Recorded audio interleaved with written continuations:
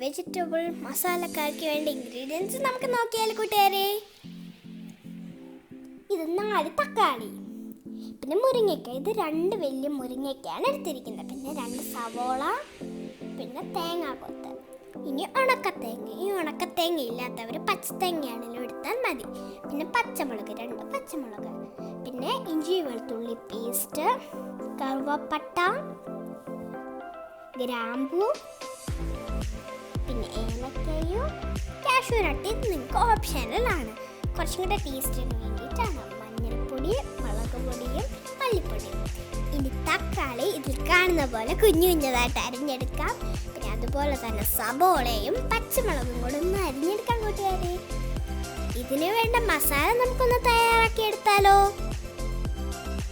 അതിന് വേണ്ടിയിട്ട് നമ്മുടെ ഉണക്കത്തേങ്ങ കൊച്ചു കൊച്ചു കൊത്തുകളായിട്ട് അരിഞ്ഞ് മിക്സിയുടെ ജാറിലേക്ക് ഇട്ട് കാഷ്യൂ നട്ട്, ഏലക്ക, കറുവപ്പട്ട, ഗ്രാമ്പൂ ഇട്ടൊന്ന് അരച്ചെടുക്കാൻ കൂട്ടുകാരെ. അടുപ്പത്തൊരു പാൻ വെച്ച് ഈ കറിക്ക് വേണ്ട കടുകൊന്ന് പൊട്ടിച്ചെടുക്കാൻ കൂട്ടുകാരെ. അതിലേക്ക് കുറച്ച് ടേസ്റ്റിന് വേണ്ടിയിട്ട് ഉഴുന്നും കൂടെ ചേർത്ത് കൊടുക്കാം, പിന്നെ കറിവേപ്പിലയും. ഇനി കടുകൊന്ന് പൊട്ടി വരുമ്പം അതിലേക്ക് സവോള ചേർത്ത് കൊടുക്കാം. സവോളയൊന്ന് വഴറ്റിയതിൻ്റെ ശേഷം അതിലേക്ക് ഇഞ്ചി വെളുത്തുള്ളി പേസ്റ്റ് ഇട്ടൊന്ന് ഇളക്കിയെടുക്കാൻ കൂട്ടുകാരെ. ഇനി നമുക്ക് അതിലേക്ക് തക്കാളി ചേർത്ത് കൊടുക്കാം, പച്ചമുളകും കൂടെ നമുക്കൊന്ന് മിക്സ് ചെയ്തെടുക്കാൻ കൂട്ടുകാരെ. അടപ്പും കൂടെ വെച്ച് നമുക്കൊന്ന് വേവിച്ചെടുക്കാൻ കൂട്ടുകാരെ. ഇനി 5 മിനിറ്റ് കഴിഞ്ഞതിന് ശേഷം അടപ്പ് മാറ്റിയിട്ട് അതിലേക്ക് മഞ്ഞൾപ്പൊടിയും മല്ലിപ്പൊടിയും മുളക് പൊടിയും കൂടെ ചേർത്തൊന്ന് ഇളക്കി കൊടുക്കാൻ കൂട്ടുകാരെ.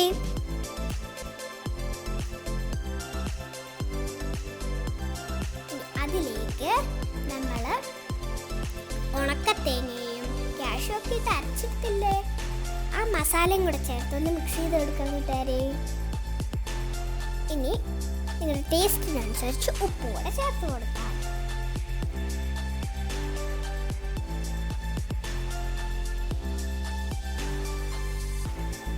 ഇനി നമുക്ക് മുരിങ്ങയ്ക്കയും കൂടെ ചേർത്ത് കൊടുക്കാം.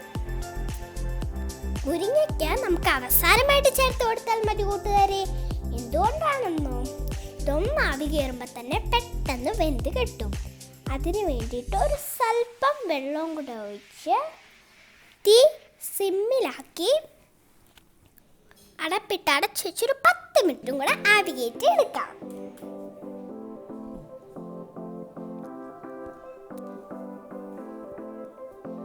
ഇനി നമുക്ക് മല്ലിയിലയും കൂടെ ഇട്ടൊന്ന് ഗാർണിഷ് ചെയ്തെടുക്കാൻ കൂട്ടുകാരെ. നമ്മുടെ വെജിറ്റബിൾ മസാല കറി ഇവിടെ റെഡി.